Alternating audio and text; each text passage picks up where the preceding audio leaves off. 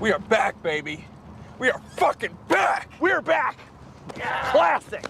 We are back. We are back. Welcome back, ladies and gents. We've made it 6 long weeks without an event, but that ends Saturday night with UFC 324. This is 3 minutes to understand, where I break down each UFC's main card fight in 3 minutes or under. I'll quickly speed run through the undercard, so stick with me, and hopefully you'll like this format. Starting with the prelims and early prelims, I've got Ty Miller getting past Adam Fugitt. Fugitt is now 37 and has had a very patterned UFC run. He's clearly at the tail end of his career too. Miller, on the other hand, is a younger prospect who has earned his contract with a decision win on the Contender Series, and I expect him to pass this test and start working his way up the welterweight rankings. At flyweight, Alex Perez faces Charles Johnson. The Perez's 25-10 record can be misleading when you look at who he's lost to. Tahira, Makayev, Pantoja, Figueiredo, he's been in there with the best. That said, Johnson is still my pick. After finishing Lona Kavna in August, I think this is another test he can move on from. Atiba Gauthier vs Andre Puyev is next, and while you never want to be too confident, I really can't see past Gauthier. I expect Gauthier to get a finish. His rise shouldn't be stopped here, and I'm expecting big things from him in 2026. In the final fight of the prelims, we've got Davison Figueiredo taking on Umar Nurmagomedov.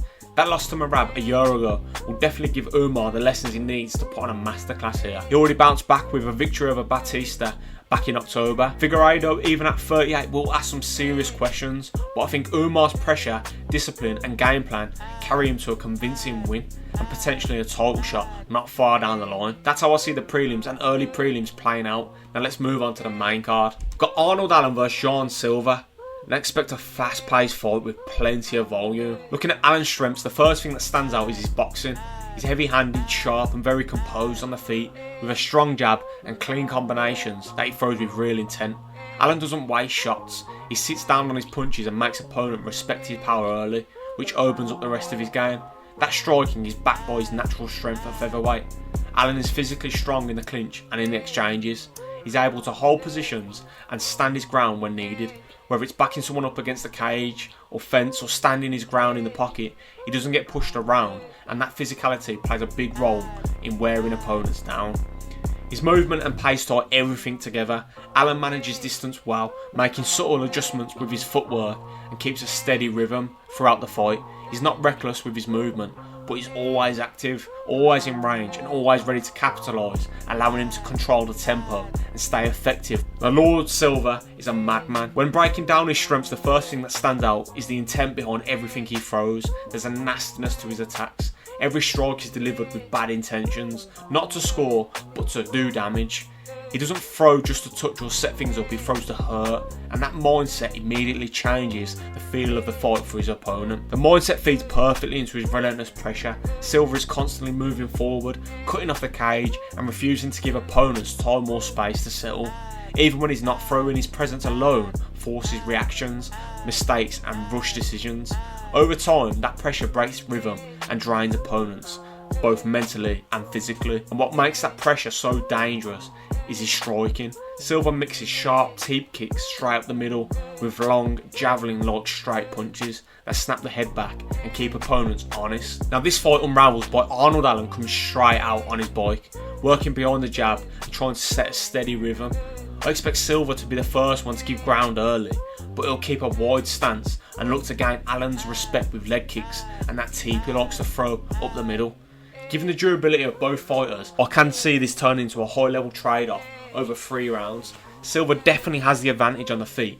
He throws with more intent and bad intentions, and if those shots start landing, it wouldn't surprise me to see Allen shut that down by closing distance, entering the clinch and even testing a takedown. Allen can still find success in striking, but Silva's intent gives him the edge in those exchanges. In Silva's fight with Diego Lopez, Lopez ate some huge shots and relied on his granite chin.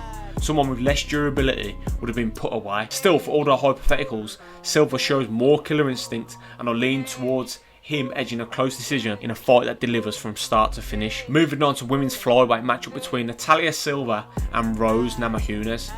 This bout has been elevated to the main card after an original co-main event fell through. With Silva, everything starts with a movement. He's constantly on her toes, switching angles, circling out and forcing opponents to reset. That footwork allows her to control distance and dictate where exchanges happen, making it extremely difficult to track or time. Every step sets up an attack or an exit. Her movement feeds directly into her striking. Silva's sharp, accurate and creative, mixing kicks, straight punches and counters with excellent timing. She's comfortable striking from both stances too, and does a great job of disguising her shots, which keeps opponents guessing and hesitant. Rather than throwing wild combinations, she picks her moments and lands clean, efficient strikes. And what really ties everything together is her cardio. She maintains a high pace from start to finish without fading.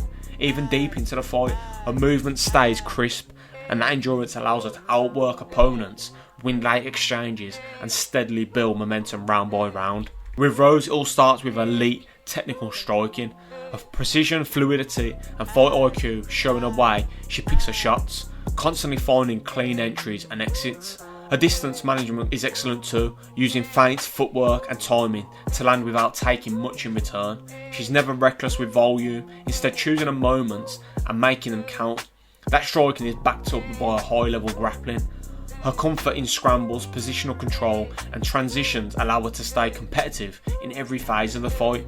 She has a strong sense of balance and leverage, which helps her neutralise opponents and turn defensive moments into offensive ones. On the mat, her submission game is a constant threat too.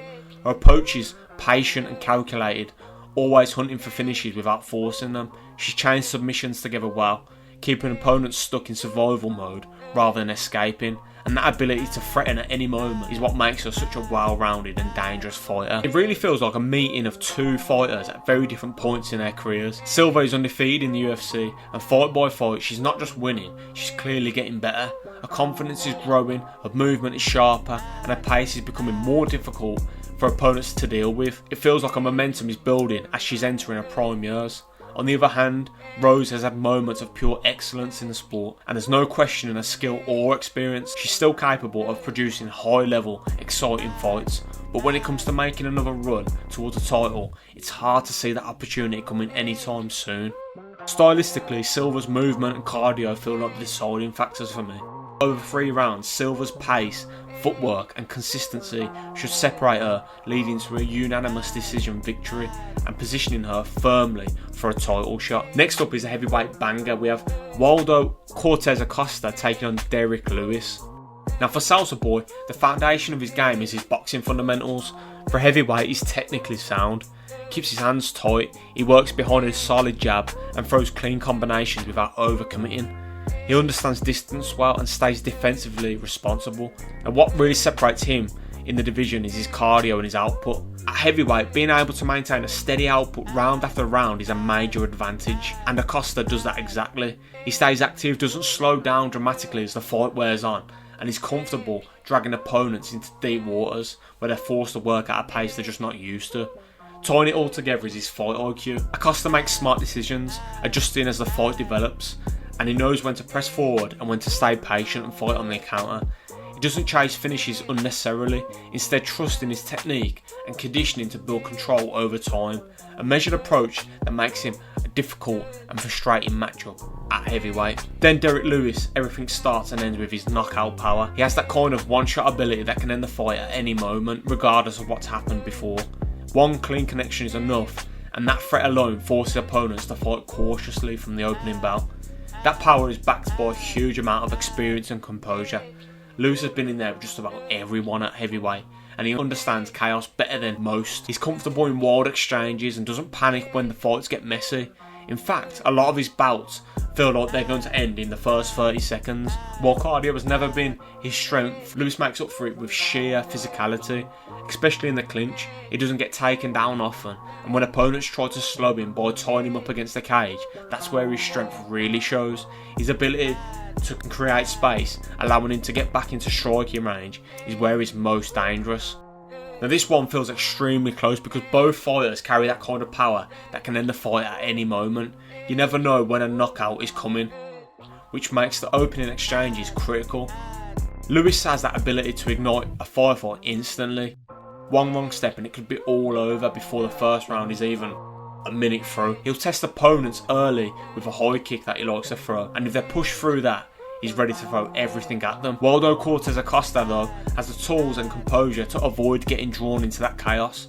He's smart and he's patient, and he knows how to pick the right openings. I give him the edge in this matchup because he's likely to weather Lewis's early storm, stay disciplined and capitalise on a single opening to secure a stoppage himself, rather than letting the fight turn into a reckless brawl. It's a high risk, high reward fight, but I see Acosta choosing his moments wisely, walking away with the win. Now, co-main event between Sean O'Malley and Song Yadong. Sean's ability to control distance is a real game changer. He's excellent at managing range, using movement and angles to keep opponents at the end of his strikes while staying out of danger himself. Now, that control allows him to dictate the pace of the fight and pick his moments carefully.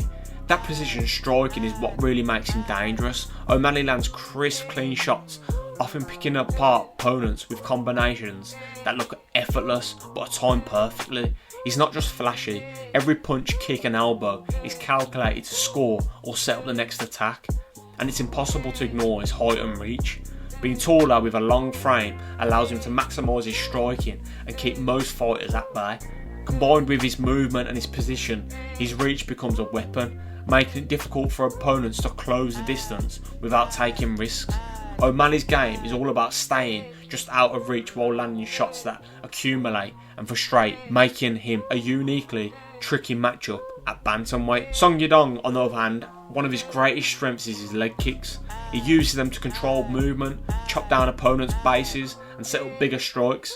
His ability to mix those kicks with his timing and range make them something to think about throughout the fight, and that striking is complemented by his strength in the clinch. Whilst most of Song's leg kicks happen in close contact, what tends to follow a leg kick in that striking range is a clinch, and Song is extremely comfortable up close using his power positioning to control opponents against the cage. He can land knees, elbows, short punches while wearing his opponents down physically and mentally. And when the fight opens up, his counter-striking ability shines. He has a sharp sense of timing and distance, able to read an opponent's attack and respond instantly with precision. Song's combination of leg kicks, clinch strength and counters make him a versatile and unpredictable fighter in every phase of the fight. Now, after a tough 2025, Sean O'Malley ran into Merab twice and came up short, and a lot of people were quick to put the finish label on him. But styles make fights, and Merab's relentless pressure and pace were really Sean's kryptonite. Song is a different challenge altogether, and at UFC 324 we see a very different matchup. O'Malley's precision striking and kicking range should give him the tools to control this fight from the start. He can keep Song at the end of his punches, picking him apart like a sniper, and dictate the pace without overcommitting. Song's counters and clinch strength make him dangerous though, but if Sean stays disciplined, he has the answers to neutralise that threat, as he just won't be in striking range. I see O'Malley getting back to his best here, even picking up a finish if the openings present themselves. This feels like a statement win and a comeback of Sugar Sean O'Malley. Now we've got the main event between Justin Gaethje and Paddy Pimblett for the interim lightweight title. When you look at Justin Gaethje, the first thing that stands out are his leg kicks. He throws them with real power, constantly chopping away at his opponent's base and makes every step uncomfortable. His leg kicks aren't just a weapon, they're a way to control the fight and set up bigger attacks later down the line. Because of how often Gaethje throws his hard leg kicks, he's susceptible to being hit, and he usually takes a strike or two, which is why the second thing he relies on is his incredible chin and durability. Gaethje has absorbed shots that would stop most fighters, yet he keeps moving forward, taking the fight to his opponent, no matter how tough it gets, and that resilience allows him to stay in the pocket, push the pace, and knowing that he can handle incoming punishment. And then there's his hand speed, lightning fast, able to overwhelm opponents with flurries and combinations. Gaethje's power is speed heavy though, rather than heavy handed. His speed and volume make him extremely dangerous. Onto the challenger Paddy Pimblett, his first strength that stands out is how well rounded he is. He's comfortable in every phase of the fight, striking, grappling and transitions, and he mixes them together with a sense of timing and rhythm that's awkward for opponents. That versatility is amplified by his size and physicality. Paddy's weight cut is no joke, and he seems to have mastered holding on to as much size as possible. Pimblett uses his frame effectively too, whether it's trolling opponents in the clinch, leveraging strength on the ground or generating power in his strikes, he's able to impose himself physically without relying solely on raw strength. His power in his hands doesn't announce itself at all, but it's there. What really ties it all together is his mentality. Pimblett isn't scared of anyone, and he's fully confident in his own ability. He believes he's the best, and you can see that every time he steps into the cage. No matter who's in front of him, he backs himself to win, and he's made a habit of proving doubters wrong. Now, calling this fight, you can't look past Justin Gaethje. He's an interim title holder and a BMF champion. He's fought all the top names in the lightweight division, but there's just a sense that he might already have one foot out the door if things don't go his way. Questions about his mentality have been floating around, especially with the talks of potential retirement, and that's something you can't ignore heading into a fight like this. On the other hand, Paddy Pimblett's resume may not be as decorated. People might downplay it, but you can only beat who's in front of you, and he's done it all looking incredibly sharp. He's bold, confident, and while sometimes he talks a big game outside the cage, his performances inside speak louder than anything else. I am quietly confident Paddy has multiple ways to finish his fight, and if he executes, he's capable of becoming UFC interim lightweight champion. Paddy's too good, and on Saturday night we'll see him prove it. Your new interim lightweight champion by submission, Paddy Pimblett. And there we go, that's the main card. Here are all my picks in one place. Now let me know in the comments whether you agree or where you think I got it wrong, and which fight you're looking forward to most. If you like the 3 minutes to understand theme, hit like and subscribe, and I'll see you on the next card.